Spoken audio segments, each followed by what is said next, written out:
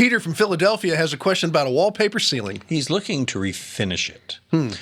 Peter writes, I have a ceiling where it looks like the previous owners took down wallpaper and then left the backing up there. Oh. There's seams that are overlapping, and the seams are intact, and they're not separating. So do I have to mud the whole ceiling to smooth this out, he asks?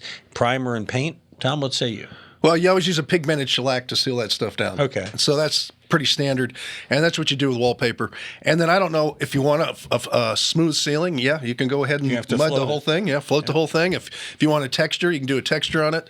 It's up to you. Scrape what you want to off first, pigment shellac, and then put the finish on that you want. That's simple. Sounds like this is a candidate for a textured ceiling if I ever heard one.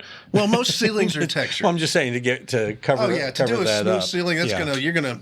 We call it a 5-float system, and it's very expensive to get the guys to do that because they have to come in and float it 5 times instead of 2. Really? Yeah. Learn something every day sitting here with Tom.